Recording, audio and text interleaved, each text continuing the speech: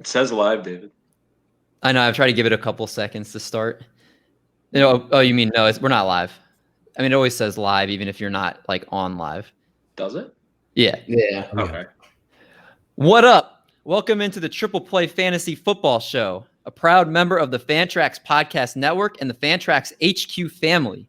GMenJay here, joined as always by Johnny Foosball, John Van Etten. John, how sweet was that 8-8 season for the Raiders this year? Hang the banner, baby. 8-8. We're not losers anymore. In the words of Tom Cable, who immediately got fired after he said that about 10 years ago. You guys were playoff contenders till like the last month of the season. I feel like that's what you can expect from this squad. You think you guys next year potentially 10-6? New DC, yeah, new defensive coordinator. Jonathan Abram won't be the worst safety next year. Damon Arnett won't be the worst cornerback next year. So only can go up for those two. I'll miss those pink braids though, for sure. But we also have here, speaking of pink, the definition of a new year, new you, man. It's the Doc Eric Mendelson. What's going on? How is it new year, new me? I'm like the same person. Nah, you always are just trying to change who you are. So I figured that was your definition. You know, I thought you were going to say the 49ers season was over and I was going to have something clever and say, yeah, but betting season is still around. So I'll get that out there. Yeah, you're all horrible with your bets. You put your public Brady bet out there. Oh, and, man, that's still sensitive. It's because Antonio Brown wanted a signing bonus. That's why I figured out I'm no longer a fan of Tom Brady anymore. F him. Well, that's thanks for you, man. But on a better subject, rounding out the normal crews, the man with the bass microphone. It's the Brad Stradamus. Brad Kilgore, what's up, man? 6-10 playoffs on a one-legged quarterback team. I'm on cloud 9 right now. Brad, how much ASMR are you recording on that thing? None, but I should start. I love it. Brad, I was going to ask you because you had the Eagles going to the Super Bowl. That was your bold take a few weeks ago. I'm sure you've never. Hold up. I said if they made the playoffs, they're going to the Super Bowl. That's fair, but I'm sure you've never been more happy to be wrong about them not getting in, though, right? Wait.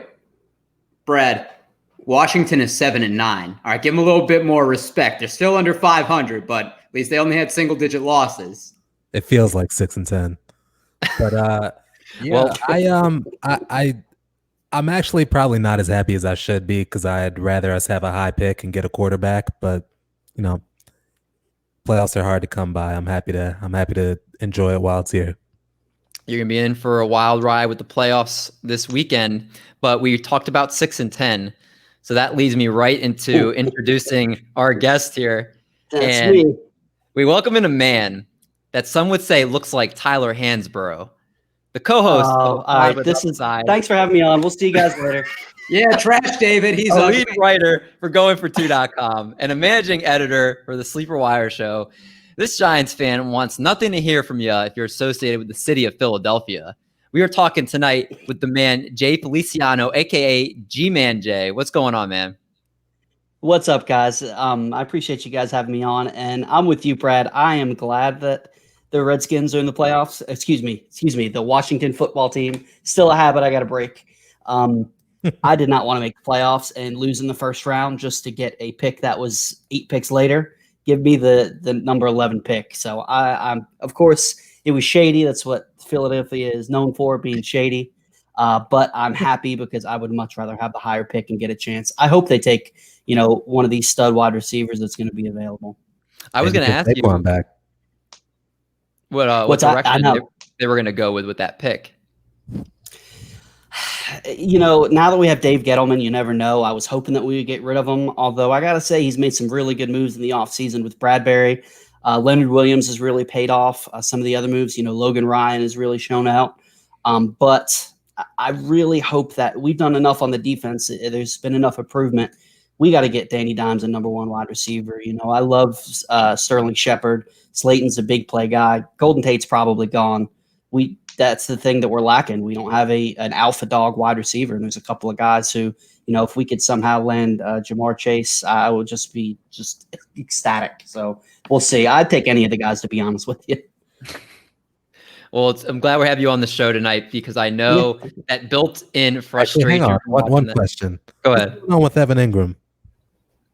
man, I don't know if he's eating popcorn before the games or something like that, but that man, he's Butterfingers now. I don't get it. I was excited, the way he started off his career, he was looking good, but you know what? Yeah. Also, he had all that production when he was the only guy in the field. He's really dropped off anytime that Shepard's been back or, Tate's been back. He hasn't been the same guy. He was that dominant receiver when he was the only one there, kind of like old Travis Fulgham on Philly. That's when he broke out, when he was just him. So that's the only. I still like Ingram, but I don't think he's that next Kittle, that Kelsey that people thought when he had a ridiculous rookie season. Would you trade him? Would you trade him for like a third rounder? Not a third rounder. Second rounder, I would. Third rounder, I think it. Yeah, I don't think I'd do it for a third rounder. I wouldn't be surprised if we did, to be honest with you. But me personally, I would try to hold out for at least a second. And it wasn't from lack of targets because he's got the talent. And he was one of the three most heavily targeted tight ends in the league this year too. So, but again, glad that we have you tonight because we need that frustration from what you saw, that optimism for the coming season, because we have some New Year's resolutions. So today on the show, we're going to be looking at 8 of the most popular New Year's resolutions made by many since we just passed into the new year, and we're going to add that fantasy football spin onto them. Our panel here are going to be able to break down these resolutions one by one so you can have the right mindset heading into next fantasy football season. After that, we'll go to our question of the week. What is the biggest success and the biggest mistake of your fantasy season? And as always, we have our game of the week at the end of the show to shut the door. But first, let's get to our news and notes. News and notes. Let's start off with King Henry himself. In one weekend, became the back-to-back rushing leader, rushing champ, and he also became the 8th running back in the history of the NFL to rush for 2,000 yards in a season. So I want to say congratulations to him. My question to you guys, and Jay, you're the guest, so I'll start with you for this. Is he a Hall of Famer if he were to retire tomorrow?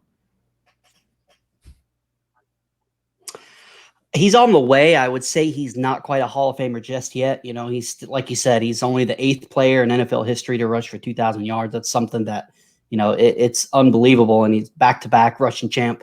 But he started off his career slow. So he's not even at 6,000 yards for his career yet. I think I was looking it up before.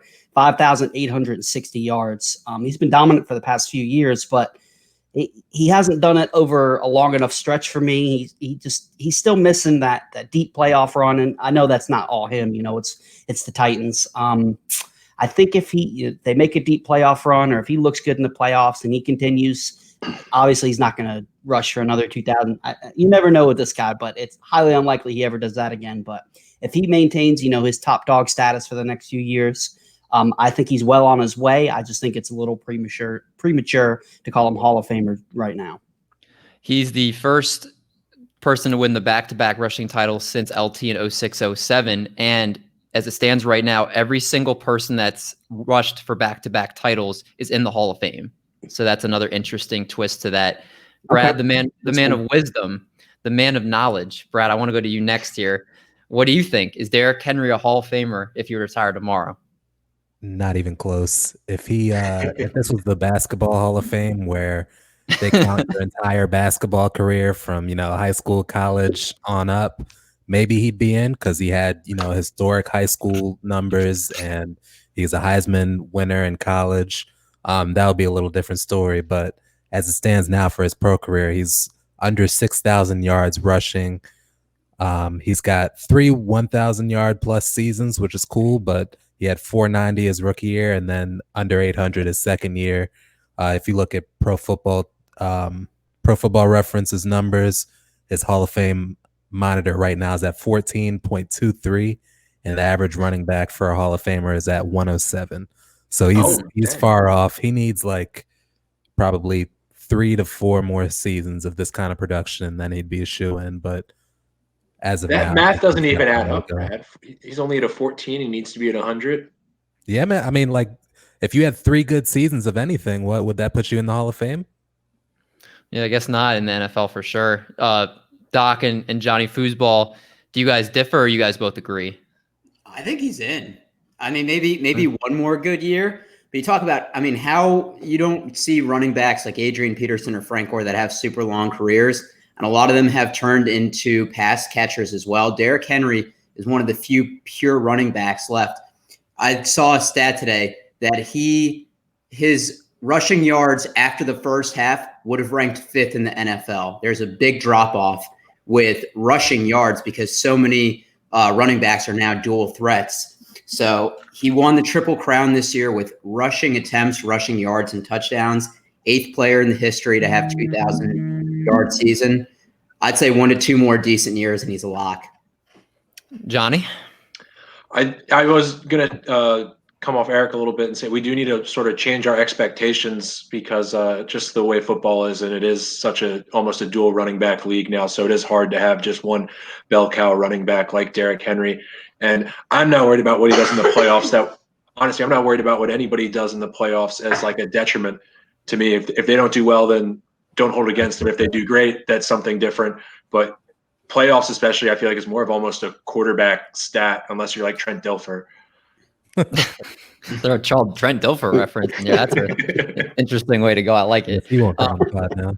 But yeah, it's interesting. I mean, Derrick Henry, if you look at the rushing leaders this year, it's Derrick Henry at over 2,000, and it's Dalvin Cook at like 1,500. And then it's down to Jonathan Taylor at like 1,100. So he just destroyed the field. He had double as many yards as like Josh Jacobs did, and Josh Jacobs had like a relatively good season. That's insane. Of course, there's a Raider in there. Total yards. I mean, like because Dalvin Cook's in the passing game. Like no, it was just strictly rushing yards. Yeah. Okay. But again, I also am kind of interested, and we'll save this for another day, the MVP discussion, because I think he deserves more love for that than he's going to get. But let's move to the next bit of news here. The Cleveland Browns finally made the postseason after 18-year drought. They'll actually be in the playoffs for the first time since 2002. They face off against the Pittsburgh Steelers, who they just played last week. So I'm curious, Brad, I'll start with you for this one. Is there any chance that they beat the Steelers or no changes to that based on all their COVID nonsense that just came out? I mean, they're still the same team as far as it just looked like the coaching staff was what hit more than the players. And an offensive tackle too, I think. Oh, did an offensive tackle get it? Mm-hmm. Okay, I missed that. And they're not able to practice before the playoffs. So it sounds like we're all very low on the optimism scale. And that doesn't even count the anxiety of not knowing if you're next. Like it's pretty much an outbreak on that team. And I don't know. I think the mental aspect is just as important as the physical aspect, and not knowing if you're going to bring something home to your family or if you got it, or if you're like Denzel Ward, who's coming off of it and you don't know if you're going to be back 100%. Like I can't imagine that they're going to have the juice that it takes to win a playoff game. And not that the Steelers are looking that great either, but at least they're healthy. So I definitely give the Steelers the edge. Doc, you're the betting man, even if you're wrong most of the time. Are you all in betting the Steelers? I mean, I already bet the Steelers money line before the line changed today because you got to get in on the early ones before news comes out. I just think it's interesting. Cleveland's had like a 3-week outbreak. It hit the wide receivers first, then they were missing some players last week, and now it hit the coaching staff. It seems like they haven't got it under control. And like, all right, that's awesome. They made the playoffs, but if you get bounced in the first round, and I don't anticipate it being a close game, I guess that's not as much to celebrate. Johnny, any Cleveland optimism or no? No, I'm more curious on what it would take for the NFL to push this game, a playoff game, to like a Tuesday or something. Because I know they can't cancel it because it would throw off the whole schedule. And pushing it to a Tuesday kind of throws off the whole schedule too. But I think it should be kind of punitive, right? Like it's been demonstrated that if you're doing the right things, if you're wearing masks, if you're following all the protocols, an isolated incident won't knock out a whole position. I just think the issue is if they aren't catching people with the tests, then it spreads to the team that wins or something, and that's not a good look either. Like, now the Steelers got an outbreak from the Browns, even though just because they beat them. I want to go to Jay. Jay, what do you think? If it wasn't for all this COVID stuff, I would say they got a pretty good shot, just because the Steelers have proven that they're not quite the caliber of the undefeated teams that we've seen in the past. However, like you guys have said, not practicing, the stress of, do I have it? Do I not have it? I don't see a way that they're going to be able to pull this off, especially not having their head coach. I think it was the offensive coordinator. Their strength is a running game, and not having, I think it was one of their best offensive linemen. I don't remember who it was. I was reading it earlier.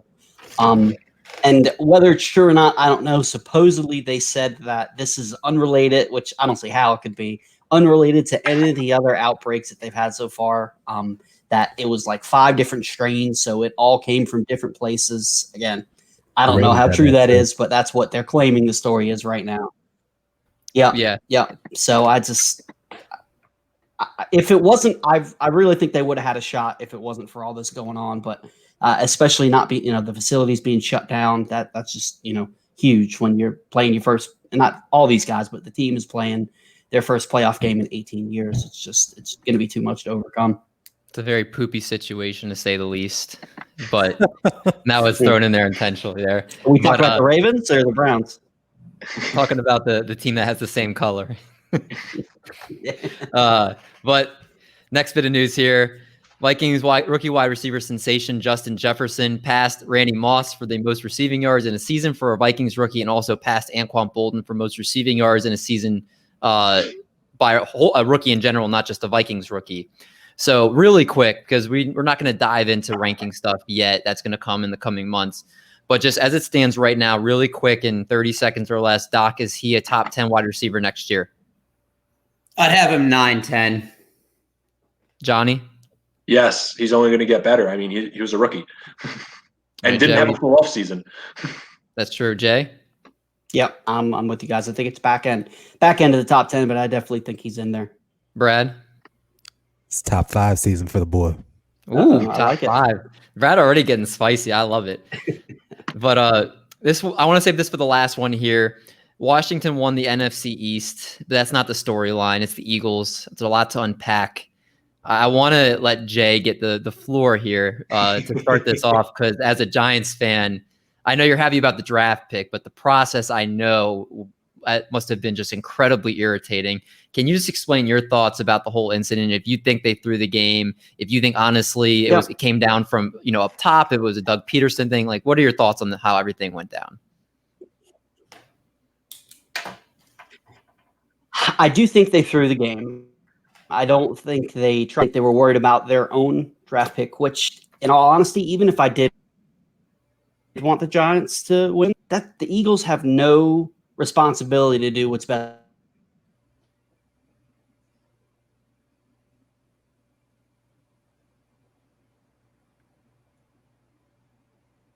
for the Giants. Jay, I think we're losing you. Doug Peterson got a hold of our feed. That's incredible. Jay, I think we're losing you. Did we freeze up? You froze up for a second. You got to start from the top, my man. The Eagles must have heard me talking junk about them. Brad said Doug Peterson got a hold of the feed. Just restart. Yeah, I just kept talking because I wasn't sure. So go ahead. Water real quick. Glad we're not live. Yeah, that's what I'm saying. Sometimes it's all good. Makes it no worries. All right, so start go from ahead. the top. Yeah, just start from the top. Yeah, go ahead. Yeah. All right. I gotta get my train of thought again real quick. All right.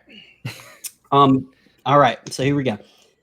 Yeah, although, even if I was wanting the Giants to win the division and make it into the playoffs, the Eagles don't owe the Giants anything. And I do think it was a little shady the way things were done. I do think that they were throwing the game to try to get the better pick, because I don't buy the whole we need to see what Nate Sudfeld can do. If you're trying to evaluate anybody, you're looking to see if you truly believe that Hurts is the guy that you're going to roll with next year and get rid of Wentz, even if they have to eat some money. So while I don't agree with how it was done, I don't fault them either, because like I was saying, they got no responsibility to try to do what's best for the Giants. They got to do what's best for the Eagles organization. I don't think it was handled properly, because apparently there were a lot of players that had no idea that was going to happen. Some coaching staff that didn't know that was going to happen. It was just a select few. I know Miles Sanders came out and a couple other players. Supposedly there were players that had to be held back from going up and approaching Doug Peterson about it. You give these guys, and Joe Judge said it best today, everybody talks about the guys who opted out. These guys opted in. They put themselves at risk. They put their families at risk. And to have it come down to something like that, I think is shady. Again, I don't blame them. It's their prerogative. They got to do what's best for the Eagles. I don't like the way it happened. And you got to take into account, too, they have a lot of veterans on that team. Jason Kelce most likely is probably going to retire. Carson Wentz might have played his last game in Philly. Zach Ertz retiring or going to go to a different team. A lot of veterans there that had to stomach that, especially if they didn't see it was coming. And it's not envious to be the Eagles right now. They're $75 million over the cap as it stands right now. So they're in a very real at that point. It's very bad. Like I heard that today. Would the NFL not let them play if they were that much over? Like they pretty much are losing like everybody that is like their contract is up. They're cutting a bunch of people. Their whole roster is going to be different next year. I want a team to push it. Just go over the cap and see what happens. Be bad. What are you guys going to do? Not let us play on Sunday? What are you going to do? You let us play during a pandemic, during a current outbreak. What are you going to just because we won $1 million over the cap? They could be the first team to try. It's a lot of money to have to shed. Doc, anything you want to add before we close this out? I just think the timing is interesting. If you're the Eagles, you made the decision before the game that Jalen Hurts is your future. So you have nothing to gain by putting him out there. If you're going to throw the game, you should have Nate Sudfeld play the entire game. Because if Jalen Hurts gets hurt, then that's a whole nother conversation we're having. If the Eagles wanted to tank and throw the game and get a better draft pick, put Sudfeld in. I don't understand keeping Hurts in for the first 2.5 quarters, being down 1 score, and then saying, okay, we want to see what we have in him.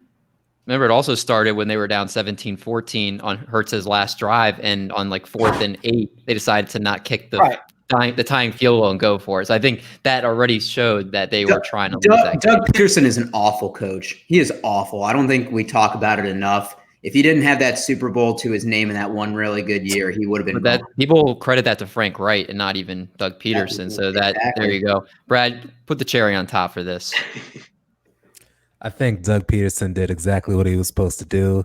He threw the game. Washington's in the playoffs now. He's a good man for that. Let the Washington guy close it out.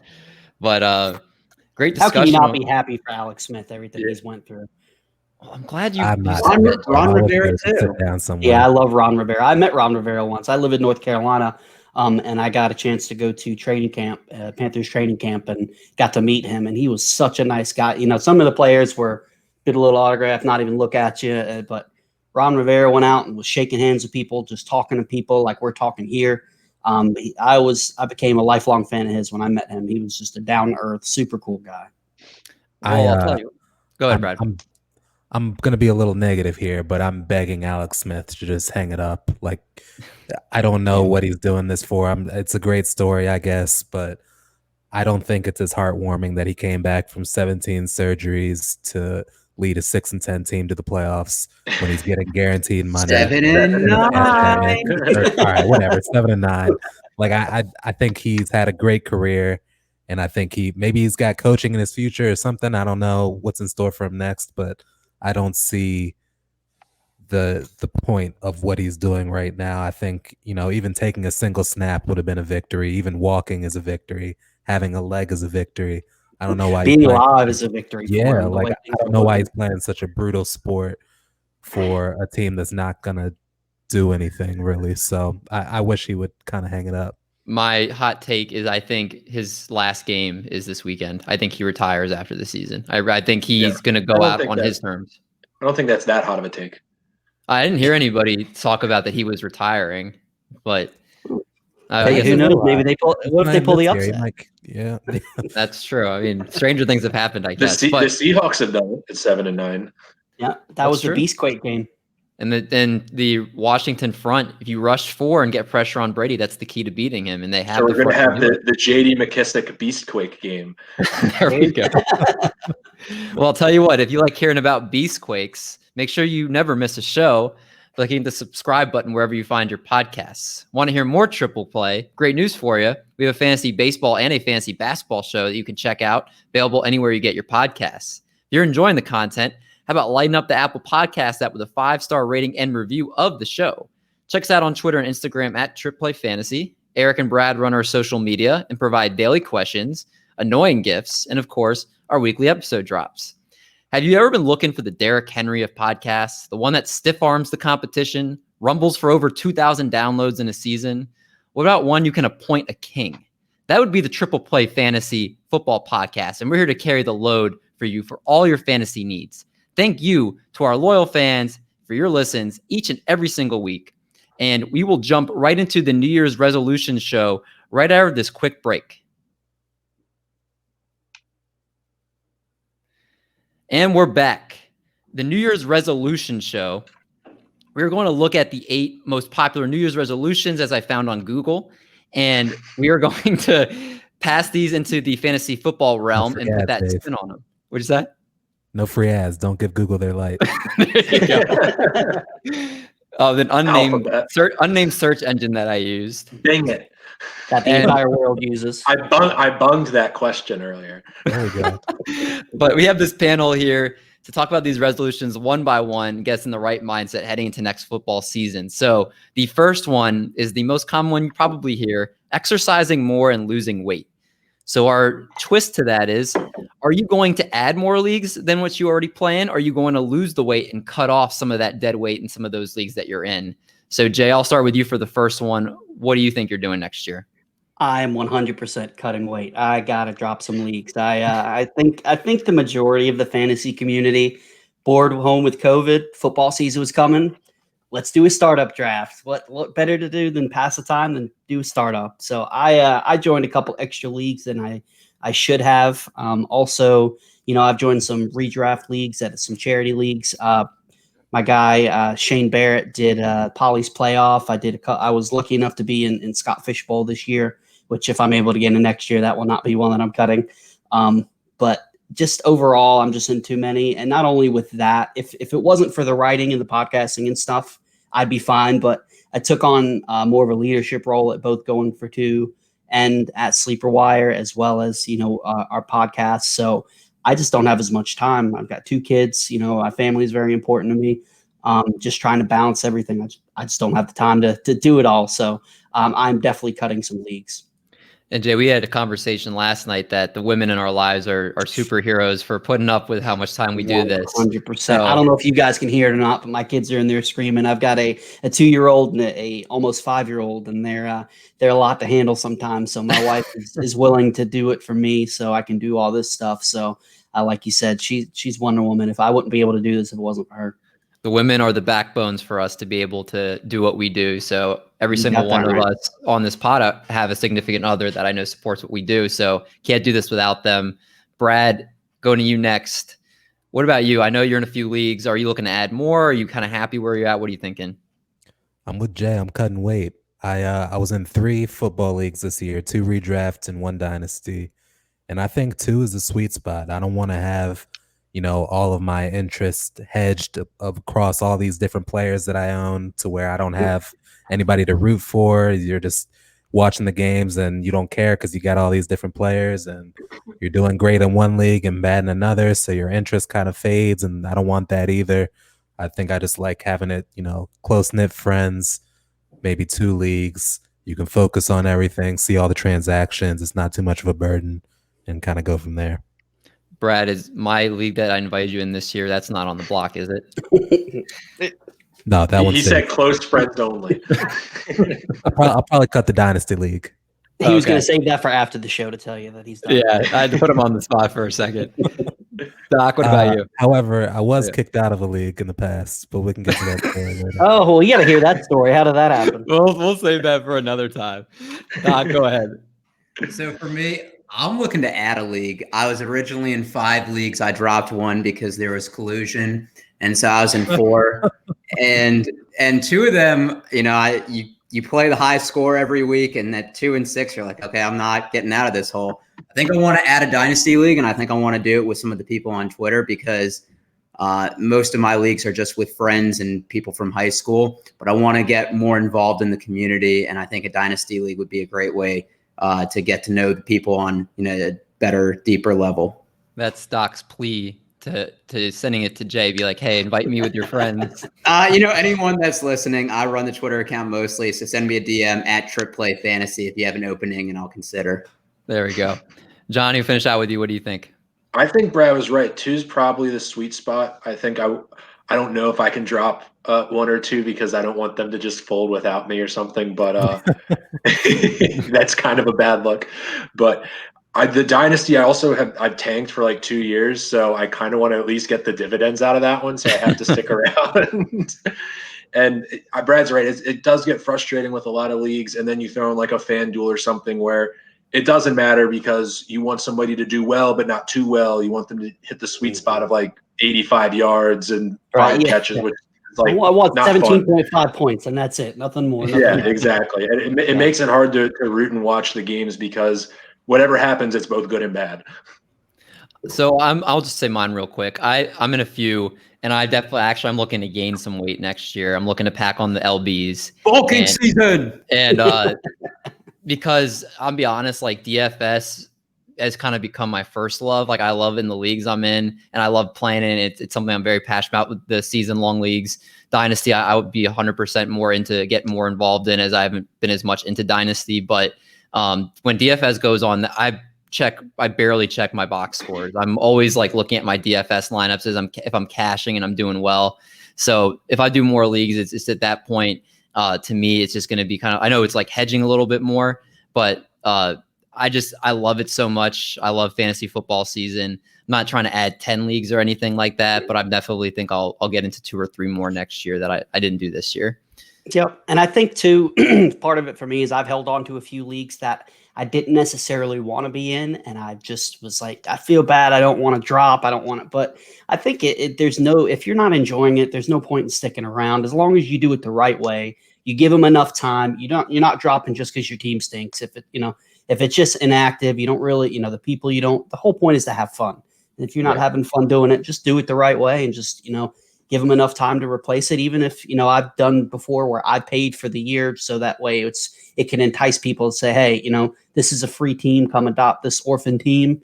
It's paid for this year. And then you start paying the next year. Agreed. Well said from everyone. I want to move to this next one here, and that's learn a new skill or a hobby. Are you interested in diving into different league formats that you're not as familiar in? 2 quarterback league, super flex. If you're a non-PPR guy, like the guy on top of my screen, maybe PPR, guillotine leagues. There's so many different types of stuff out there. Brad, I'll start with you. Are you looking to get in different types of formats? Or are you comfortable with the kind of format that you're in? Yeah, I think I'm comfortable with the format I'm in. I like kickers. I like PPR. If the league that I'm in decides to change it, I'll roll with it. But yeah, I think when you're looking at more, or different leagues, you also have to look at different strategies, which means, taking a more in-depth dive at the teams you want to build. And I think that gets into more of the, do you want to add weight or cut it? And with me cutting weight, I think it makes more sense to me to stay in the style of leagues that I'm in right now. Doc? Yeah, so I had mentioned I want to join a dynasty league. David, you and I do fantasy baseball and I do fantasy basketball. So typically I'm looking at fantasy sports year round, but I kind of want to, look at the rookies more, play actual general manager and decide if I want to tank or go all in. All the leagues I do are redraft across every sport. So I think dynasty for football would be the first and the easiest to kind of get acclimated to. All right, Johnny? I kind of want to try an IDP league and just drop defense and swap it out, because I kind of hate defenses because it can look good on the box score. Like, oh, they only gave up 15 points, but they gave up a ton of yards, and all of a sudden you're at 2 points for your defense. I don't like it one bit. So I think IDP would be a fun twist on it. I also don't know what a guillotine league is. I don't know what French Revolution ass league you're in or whatever that is. So guillotine league is whoever's the lowest scorer every single week.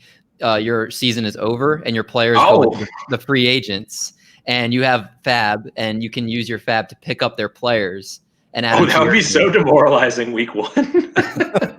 Yep, I played in one guillotine league, and I lost the first week, and that was the last guillotine league I played in. But I would do it. It's an interesting twist because obviously it's not a full season long if you're eliminated, but it's a lot of pressure to score points. So if you're confident that you can put up points and that you don't usually aren't in last place as far as scoring. Yeah, it's like running from a bear. You don't have to outrun the bear. You just have to outrun the slowest guy. That's a great reference to it. That's exactly what it is, honestly. Jay, what about you?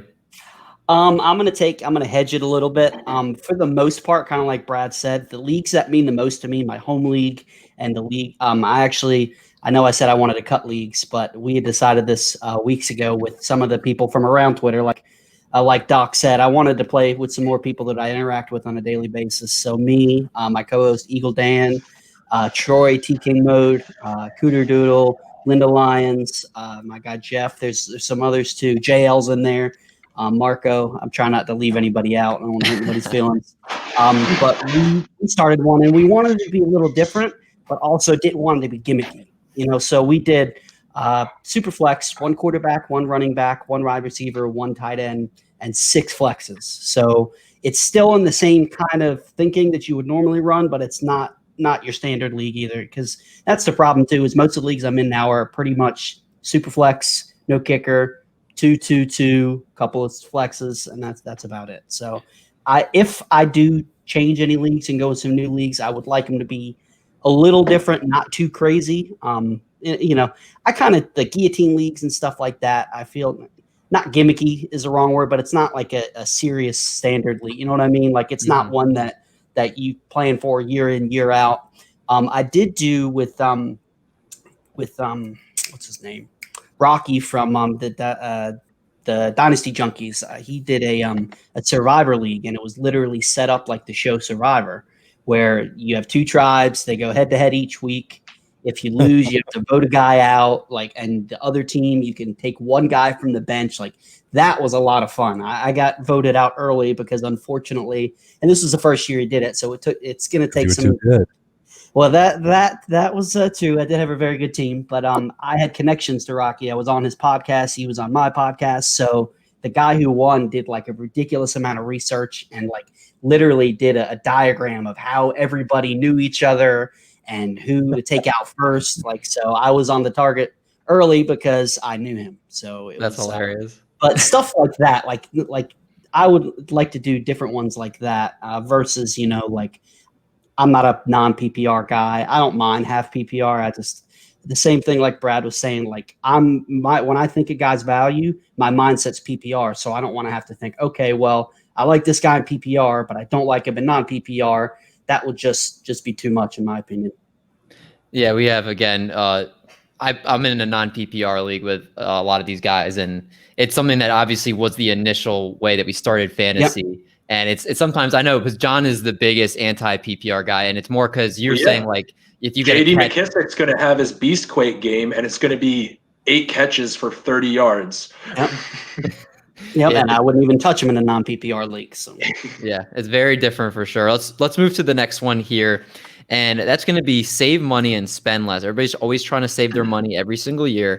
So I'm asking each of you guys, what did you learn if you had Fab in your league? What did you learn about Fab that you plan to apply for next year? Doc, I'll start with you. So the first is don't blow it all on quarterbacks. I did that for Andy Dalton and Jameis Winston when I had Russell Wilson, and none of them panned out. Jameis Winston one. Yeah, I thought he was going to be a QB1. I didn't think they'd actually.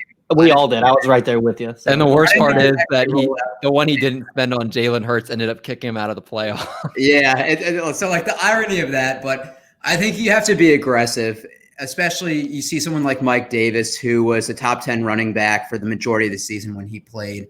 I don't think you can spend a little bit here, spend a little bit there. I think especially for running backs, there weren't that many that were big pickups this year. So be aggressive or save your money.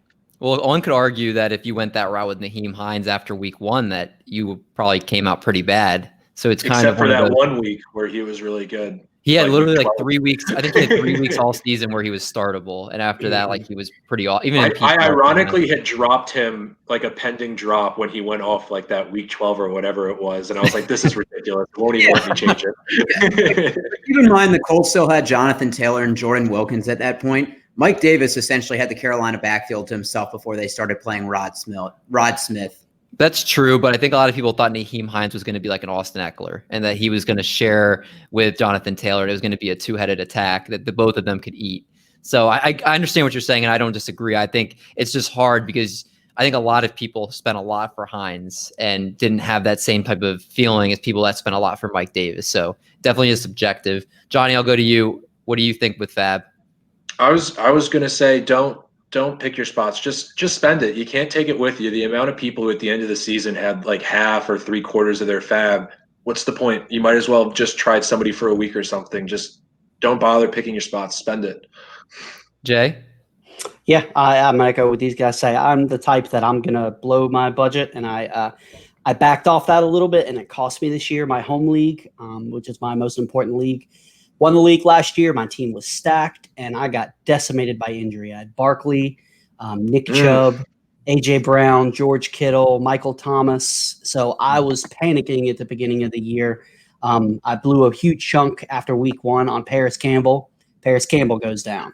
And then my home league guys, and it's part of it too. You got to know your league. You know, depending on the league, some guys are a little more conservative. Some are the type to blow their budget. My home league tends to be the guys that don't spend a whole lot. The ones that wind up at the end of the year that have $50, $60 out of $100 budget, and they're picking up bums. But I held back a little bit, and I missed out on Herbert. And then I got stuck with Nick Foles because I had who's Lamar Jackson, and then Lamar Jackson wound up not playing because of COVID, and we saw what happened there. I wound up losing that because I had Nick Foles, his game on Monday night, where he couldn't hit a wide open Mooney a few times, and he got me a whopping 4 points. So I have to remind myself to stick to what I know and stick to what I believe. And if I want a guy, I literally lost Herbert by $1. And that's because I was like, these guys are a little more conservative. I don't have to worry about it. And that could have changed my season. Sometimes it just comes down to $1. Yeah, you said it's the worst. Brad, what are you thinking? Yeah, I'm a little bit of an opposite take there. I learned patience. I think the strategy for me in the future will be just wait until a big-time running back goes down and then blow the budget. When it comes to wide receivers and quarterbacks, I think there's enough replacement value at the middle and lower tiers where you can get a guy for a week or so, and a Kirk Cousins or so, and he can give you a big week. But the running backs are scarce and they're hard to come by, and they can make or break your season. So if you're like me and you had Christian McCaffrey go down and he was your first pick, absolutely blow the budget and get the replacement, because it could put you in the playoffs. Yeah, your team in that league was killed by injuries, but like you said, not getting Mike Davis really hurts you in the end. So I agree with both sides of takes here. Let's move to the next one here, and spend more time with friends and family. Everybody always wants to do that. So it's kind of my football spin on this. You're kind of doing the opposite, where you want to spend more time looking at film, looking at articles, writing articles this offseason. Are you satisfied with the amount of time in your process that you put into your fantasy season? So I'll start with Johnny for this one. What do you think? I'm pretty satisfied, especially when we started doing this. It kind of took a lot of the ancillary research I'd be doing for the teams anyway, because we'd be looking at so much on a week-to-week basis. And I don't know what I just sort of mostly go with my gut most of the time anyway, because I want to root for the players the whole time anyway. So, sometimes it bites me. I don't pick Tyreek Hill because he's a scumbag, but maybe I should. The day you draft Tyreek Hill, I know you're an imposter. Jay, what about you? Yeah, I'm like Doc. I play fantasy baseball. I play fantasy basketball. I play fantasy hockey. I do fantasy all year long. And like I was saying earlier, now that I've taken on these bigger roles with both of the websites and my podcast, I'm definitely going to be doing a lot more diving into off-season writing, off-season research. We're going to do our show. We were doing it every week on Thursdays. We're going to do it every other week starting on the 14th. So just by that alone, I'm going to have to do more. So I also, too, I'm not a big college football guy. I'm a Duke fan, so we don't have much to cheer for when it comes to college football. Jamison Crowder. Yeah, that's about it. And but I really want to take a deeper dive into the college prospects and know more about them by watching them on film versus what I'm reading other people saying about them. So I definitely plan on doing a lot more on this offseason. Brad? I try to declutter my head of as many opinions of other people as possible. So I think I'll be listening to less, opinions, less podcasts, and looking at more, just watching more games and looking at more stats, and kind of using my own gut and using my own tools to evaluate players, like Johnny said. So I'd probably be relying more on myself than others. Except this one, right? You're not cutting this podcast. Of course not. There we go. Good. Doc, finish this out for us. Yeah, for me, the first thing I'm going to look at, if I'm really torn on a player, is their contract situation, because contract years are a real thing. Kind of see who wants to put up a big year to try to get a big payday. And as someone that runs the Twitter account, I want to put out some polls on players. Someone that I talked about preseason, Josh Allen, it was pulled both ways. So I kind of like seeing both perspectives of, why someone or certain people may love or hate a player. No, great points from everyone. I don't think you can do too much or too little. Whatever helps you get to the most successful strategy, whatever works best for you. I think, obviously it's your own process. Let's move to the next one here. And that's travel more. And are you going to travel into different approaches in how you draft based on your success this season or your failures? Are you going to go 0 RB when you didn't this year? Are you going to take a really good QB early? Are you going to wait? Are you going to stack running backs early on? So kind of this year, how you drafted, are you going to travel into a different approach? And I know this is kind of a stretch of this one right here, but Jay, I'll start with you. What do you think? I'm the type of guy, I don't necessarily have a quote unquote strategy. And what I mean by that, the people who are the 0 RB, the people who are the robust running back. If I had to say one, I am more of a running back early and often, because like Brad was saying, they are so hard to come by.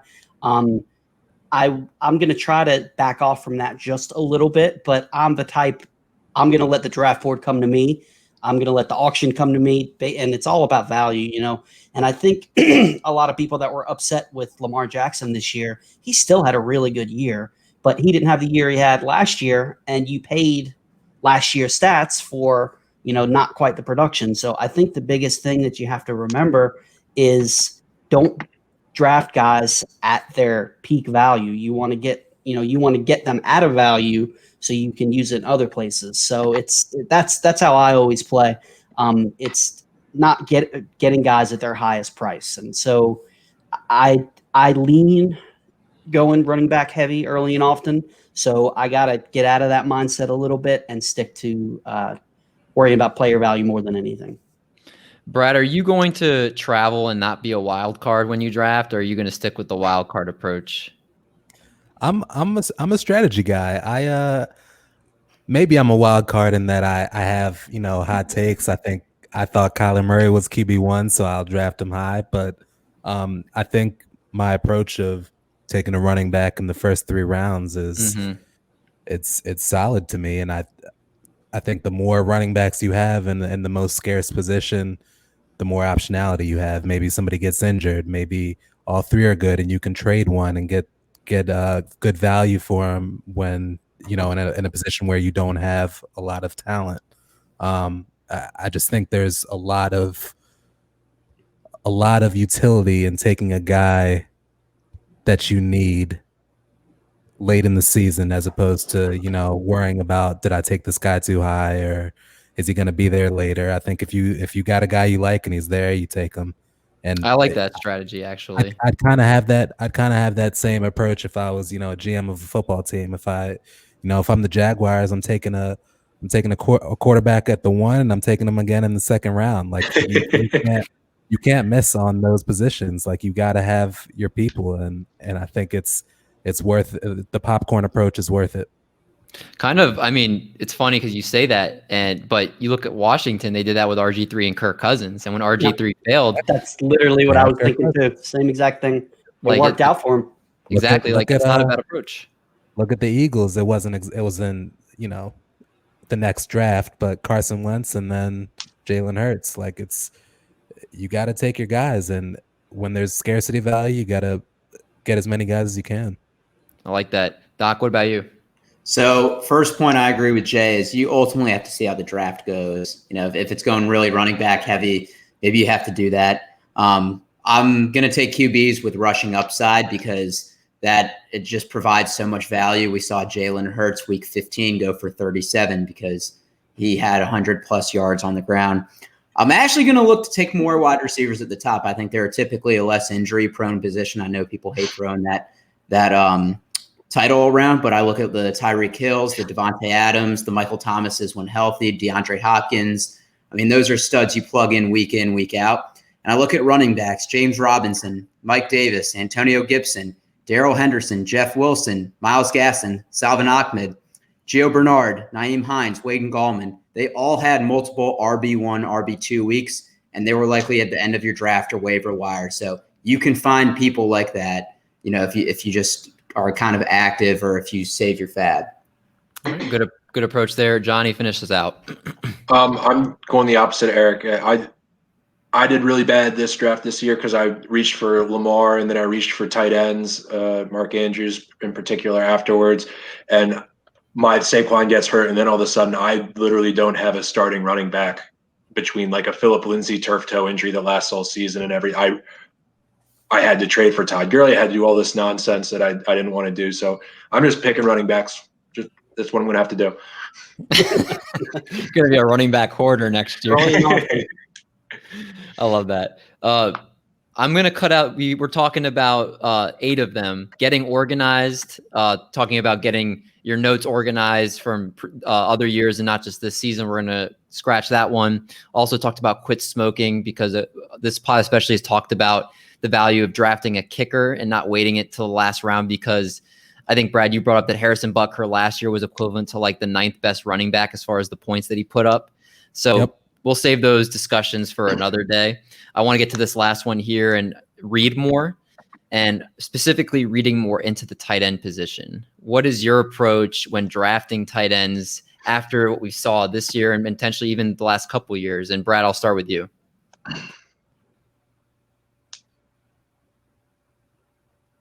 Or Doc, I'll start with you. Eric, we'll start with you.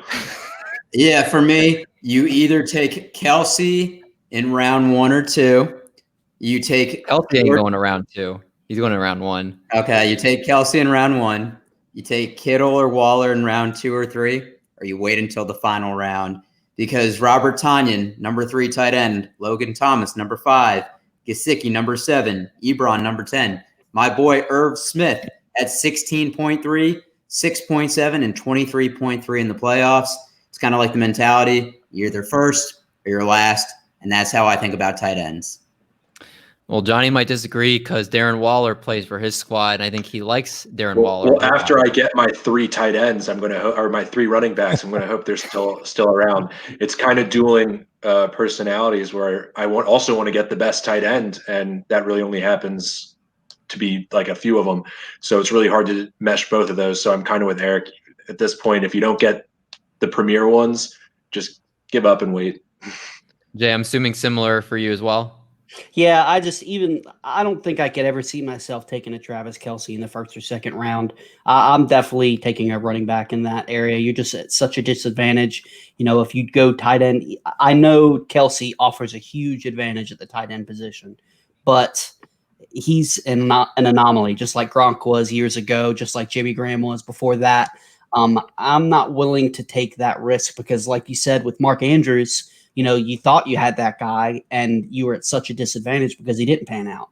I'm the type, mid to late rounds, I would rather take 2 or 3 of the Kasickis, of the, Irv Smiths, of the Robert Tonyan, and just churn them until you get one that hits. And that worked for me last year. I got that guy with George Kittle 2 years ago, and if it hits, it hits. And if you're in a keeper league, then you're set and you've got that production for the lower cost. So even though Kelce is, one of the best tight ends ever, he's on the way. He's definitely going to be a Hall of Famer. I can't spend that draft capital on him in the 1st or 2nd round. And that's where he's going to go. There's no doubt. You're lucky if you get him in the 2nd round, and I can't do it. I've heard a lot of people talking about him going no later than the back end of the 1st, and he might go like 6, 7. So I'm with you. That's a lot of capital, and you're chasing. I know he's elite.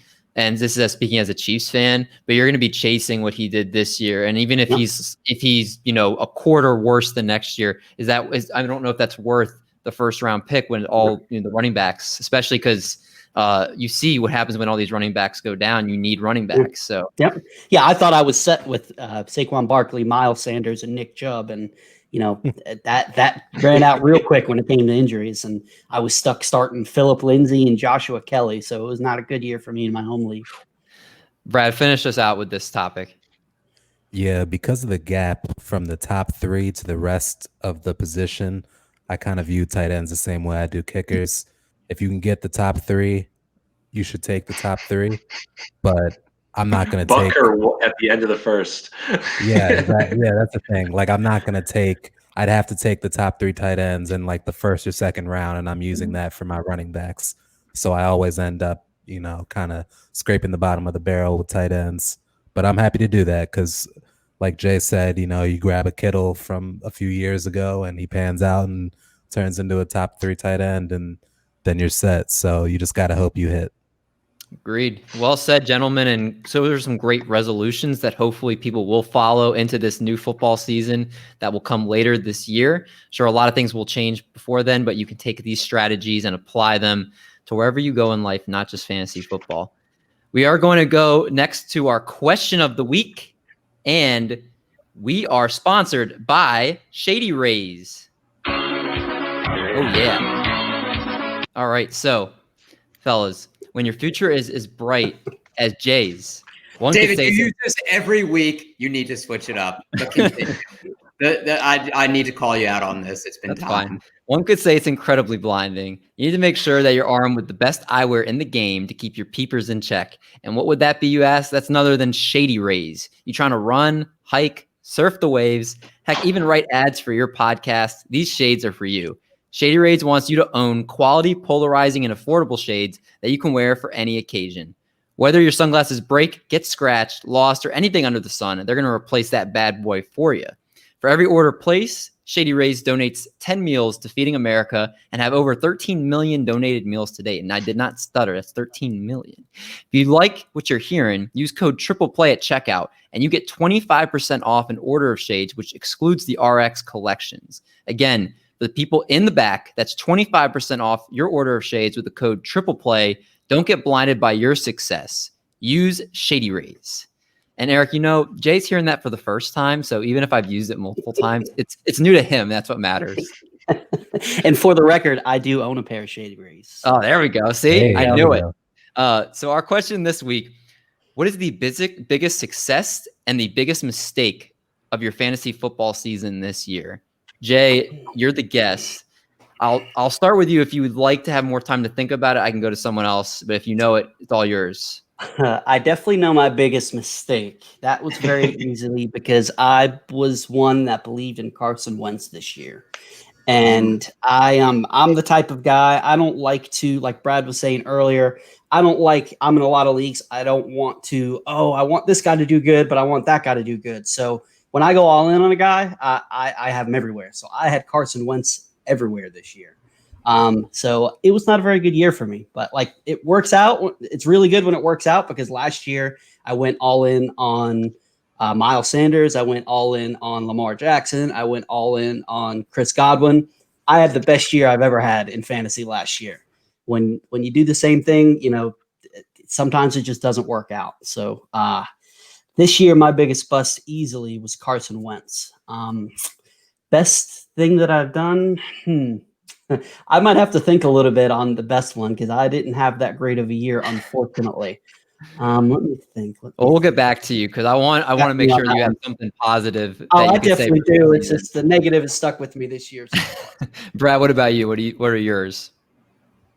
So I was president of the Austin Eckler fan club, and through no fault of his own, he wasn't able to put together a great season that I expected him to. Injuries took him, but he'll be back next year. So that was probably my biggest regret of the season. Actually, maybe it's Cam Newton. No, it's Eckler. It's Eckler. All right. Cam Newton. I think it might be Cam Newton. As far as my biggest win, I'd probably say it's Kyler Murray, but that doesn't really count because it was just a call that I made, a take that I made. I didn't get to have him in any of my leagues. I'll tell you this. We drafted together, and I was high on Kyler Murray. I think I had him at like number 5 or 6. We have to look back at our rankings. You took him from me.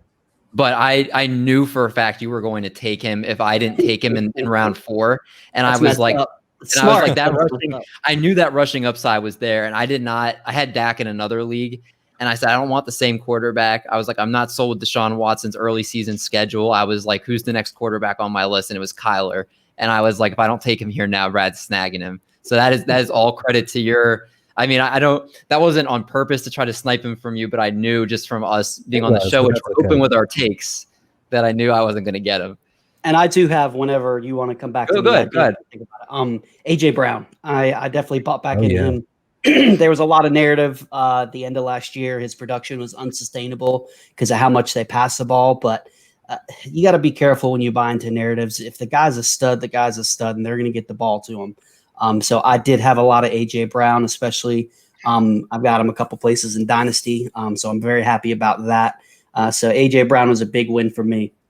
I like that. Speaking of wide receivers, congratulations to Devonta Smith on Alabama for winning the Heisman Trophy. Nice. Oh, did he win? Brad, you're Bradley Schefter. I like that. Doc, what was your biggest win, your biggest failure? Maybe I'll introduce you as Bradley Schefter on our basketball show. The biggest loss for me was probably Odell Beckham. I believed in Daniel Jones, but he got injured, and losing Saquon and some of the wide receivers and Evan Ingram having butterfingers. I had Odell Beckham as my wide receiver 7, and I know he got hurt. But besides that game against Dallas, he did not look like the wide receiver I thought he would this year, considering he had 1,000 yards last season with a core injury. That was probably my biggest whiff. My biggest hit, and I'm going to keep saying it, Josh Allen. I think I had him as my QB6. John trashed me for it. A lot of people thought that his accuracy couldn't improve, and he had a hell of a season. I still think it goes back to nothing next year. Yeah, and says the guy that traded Lamar Jackson for him, the guy that drafted Lamar Jackson in round 2. I traded Lamar Jackson when he got COVID, so.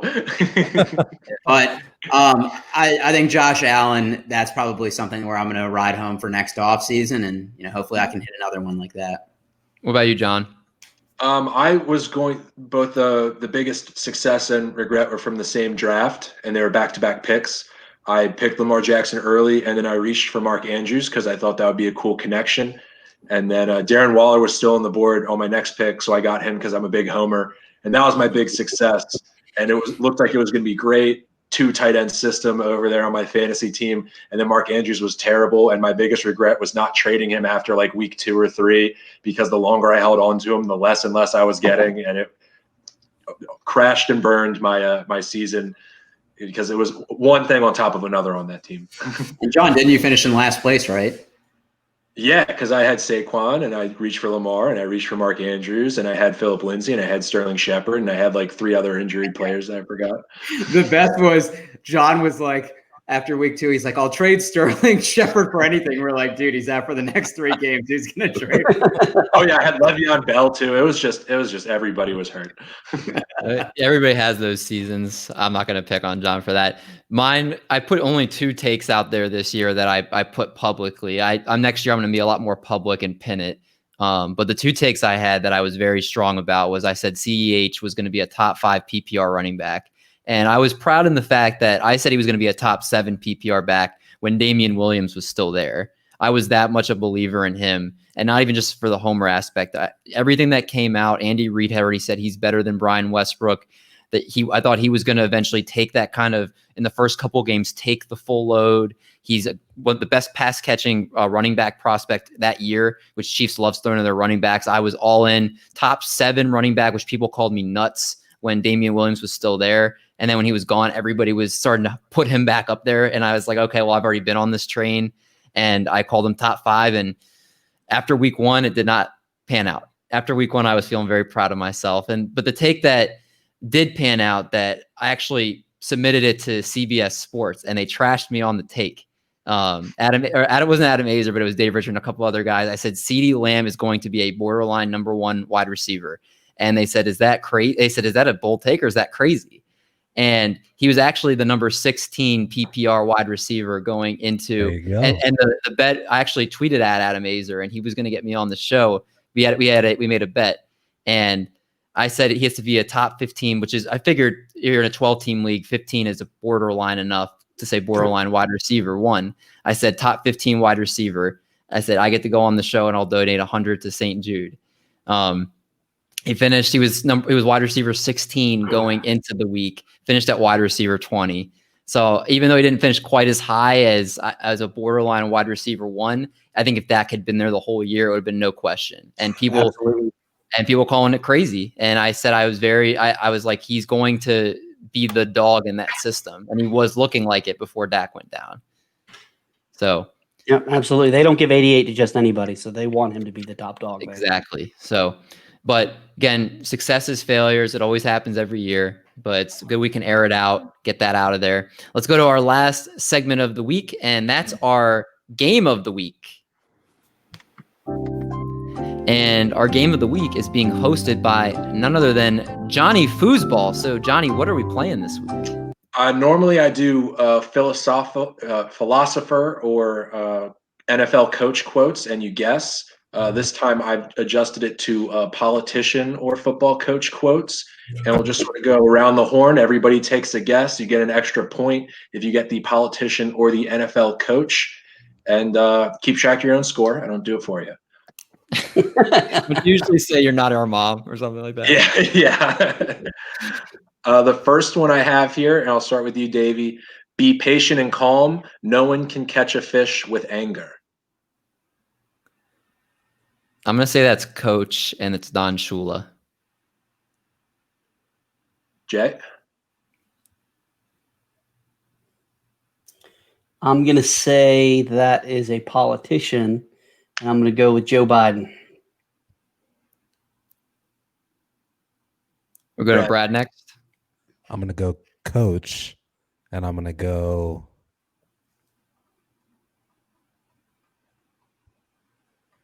Parcells. That does sound like a Parcells. I'm going politician, and I'm saying Barry Goldwater. That is Herbert Hoover. Oh. Be patient in your Hoovervilles. So I think you forgot to say, if you get it right, obviously it's a point, but if you guess the correct, whatever it is, it's an extra point. So if you guess the correct coach or the correct politician.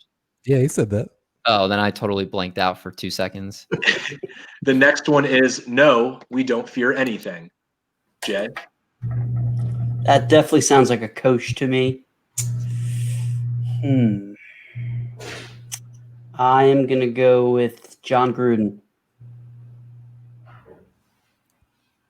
Brad Stradamus? I'm going to go Coach, and I'm going to go Parcells again. That seems like it would be a response to FDR's "We have nothing to fear but fear itself."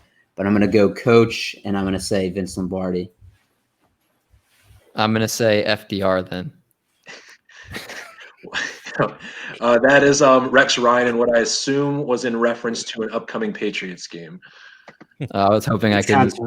Eric put all the legwork in. I was hoping I could have provided that. Yeah, it was because I knew you'd steal it. The next one is you get the job done or you don't. Brad? Sounds like a coach again. I'm going to go Coach, and I'm going to go Tomlin. Wow, Brad, that is good. I'm going to go Coach, and I'm going to go Belichick. That's literally what I was going to say. Stole my answer. We both were literally going to say that. I'll go Coach, and I'll go Mike Holmgren. I'll go Coach, and I'll steal Brad's answer with Bill Parcells. It is Bill Belichick. We should have, Jay. We should have just shouldn't have cared. I demand a recount. That's 2 points too. Oh man. If you're walking down the right path and you're willing to keep walking, eventually you'll make progress. Eric? I'm going to say politician. It sounds like an Al Gore thing to say. It does. Politician, I'll go Dick Cheney.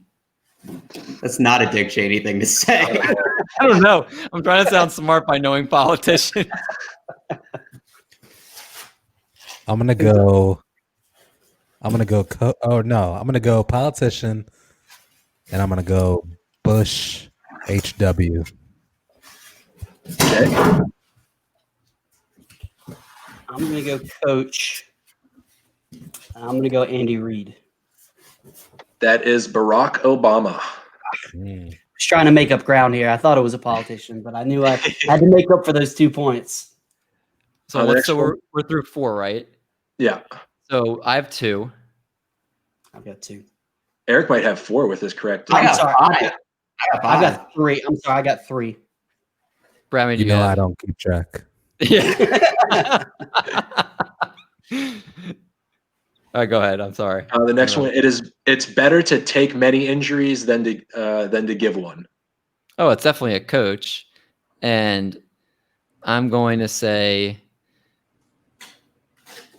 it has to be a head coach, right? It can't just be like a member on the coaching staff. It's all head coaches or American politicians. I'm going what's the dude's name that did the all-out blitz for the Jets? Greg Williams. Oh yeah, I'm gonna go Greg Williams. Jay. What was I apologize. I got a text message from work, so I didn't hear the question, the statement. It is your better only job, Jay. many injuries than to give one. Oh, that definitely sounds like a Greg Williams. I'm gonna go coach, and I'll go Sean Payton. All Bounty Gate guys. Bradley. Yeah. I'm gonna go. I can't see a coach saying he wants injuries. I don't know if that makes sense. I'd go politician Lincoln. I'm going politician, and I'm going Dick Cheney after the quail hunting incident. That's great. Ben Franklin. He's not talking about literal injuries, of course. The next one we've got here is the secret to success is good leadership. And good leadership is all about making the lives of your team members or workers better. We're starting with Jay for this one? Yeah, I think so. You guys are going out of loop a little bit, but Jay. The workers throw me off, but I feel like you got a little trick up your sleeve. So I'm going to stick with coach. I'm going to go Vince Lombardi. Sounds like a Lombardiism. The man with no score? Brad. I'm gonna go coach. And I'm going to say Joe Gibbs. That's a good one. I'm going to go coach and Jimmy Johnson. That's another good one. David. I'm going to go coach and Mike Shanahan. That is Coach Tony Dungy. Tony Dungy. Tony Dungy. That's definitely Tony Dungy quote. How many do we have left? We've got 4 left. I have 4. I want to see if we can catch Eric by any chance. I got 3. I No, I'm got sorry. seven. I got the politician right. It was wrong. I'm sorry. I got 4. And Eric, how many do you have? I got 7. Okay, we're still in this game. We got I was told there would be no math. this. Are we just saying Brad's out now? I have 8 right now. I'm winning. The next one we have 99% of failures come from people who make excuses. I think so with Brad. That is Brad. It's absolutely a coach. And I'm going to say Nick Saban. I'm going coach and Mike Ditka. Davey. That's a good one. It's definitely got to be a coach. It has to be someone that's really strict, like really, really strict as I try to buy time. You're not the only one. Here, you want me to go? Because I got who I want to get with. Okay, go ahead. I'm going to go with coach with Tom Coughlin. That's good. No, I'll say coach, and I know it's not him, but Bill Cowher. This was the coach of the Continental Army, George Washington. Curveball, man, you. I knew there was going to be one that was a curveball. That's the first one I got wrong. Yeah, me too. The difference between a successful person and others is not a lack of strength, not a lack of knowledge, but a lack of will. Brad, we'll start with you this time. I'm going to go politician, and I'm going to say Clinton. I'm going politician as well, and I'm saying Abe Lincoln. I'm going politician as well, and I'm going Andrew Garfield. Andrew Garfield. I'm going to tell you now, guys. I don't have any I'm gonna go. I got a feeling it's a coach. I just don't know what coach. So let's think of a random coach. Let's go with. I'm just drawing a blank. Sometimes I don't even know if Johnny's a double dipper or not. I think you have been before. What do you mean? Where you've picked two of the same with coach. the same one. I'll just throw somebody random out there. Kyle Shanahan. That is Vince Lombardi. Certainly sounds like a politician with the repetition there, but that is Vince Lombardi. I don't think we can catch Eric at this point, can we? Well, I have two more, and they're the best Okay. ones, so we're going to keep going.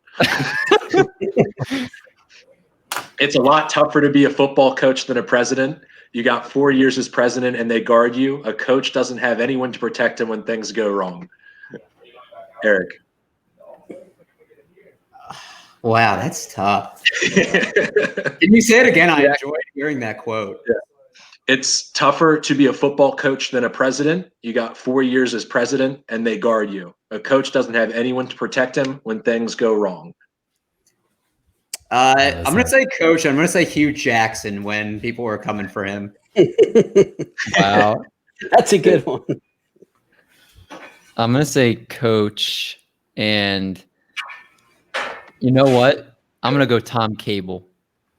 Ooh. I'm going to go coach, and I'm going to go Jim Harbaugh. That's good, too. This quote sounds like one of the things you say when like a team gets invited to the White House and you have to make like a little speech. So I'm gonna say politician, and I'm gonna say Obama. This was Harry S. Truman. Okay. That was good thinking, though. You're right. You are. That was a good, really good thinking. And the last one, in life, as in a football game, the principle to follow is hit the line hard, don't foul and don't shirk, but hit the line hard. I think it's There. me. Or Dave, I don't even know anymore. I'll go coach, and I'll go Don Shula. I'll go politician, and I will go Ronald Reagan. Did I say coach? I think you said politician. I meant politician. I think he played one in a movie, maybe. Yeah, I meant politician. I'm gonna go coach and Ronald Reagan. Just split the difference with Jalen. There you go. One of us is going to at least get 1 point. So let's. And I'll go politician Richard Nixon. This was Teddy Roosevelt, who we have to thank for the development of modern football. Oh wow! So Yeah, he approved the forward pass. He was big into it. That's What? right. In like college, right? Yeah, he developed the NCAA. Yeah. well, unfortunately, I was it looks like trying to look for a Tommy Tuberville quote to give everybody a free point, but couldn't let me find a single good one from him. well, unfortunately, Eric is the winner of our game, so nobody ever likes that. So, Doc, you have your FaceTime, and then we're going to let Jay get out of here and get away from you. Wow, great start to the new year. First pod be recorded in 2021. A nice FaceTime win for me. I'd like to keep this momentum going and to remind everyone that David's ugly to please unfollow him at GMenJay02. Is that all you got? Yeah, that's all I need to say. Okay, you're a loser. All right, That's well, well worth it. Jay, we really appreciate you coming on the show tonight. Thanks again for coming on and being a part of this episode with us. I really appreciate you guys having me on. Anything you would like to plug to our audience, where they can find you, the stuff you're working on, anything any secret projects, anything like that? Not any secret projects, but I will. You'll follow me on Twitter at GMenJay. Also, we've rebranded our podcast as a podcast with upside. You can follow that page, Pod with Upside. Like I was saying, I'm a part of both Going for Two and Sleeper Wire, both great sites, both great teams. Both have big plans for the offseason, so follow both of those pages and just keep an eye out for what we got coming on. Jay is a great follow. He's a great member of the fantasy football community, always helping people that are underfollowed, always a positive guy. So you need to make sure you're following him if you're not already. Appreciate that. And everybody that's listening, thanks for listening. Thanks for watching if you see us on YouTube. And we hope you enjoy week 1 of the NFL playoffs. Talk to you all next week. See you then.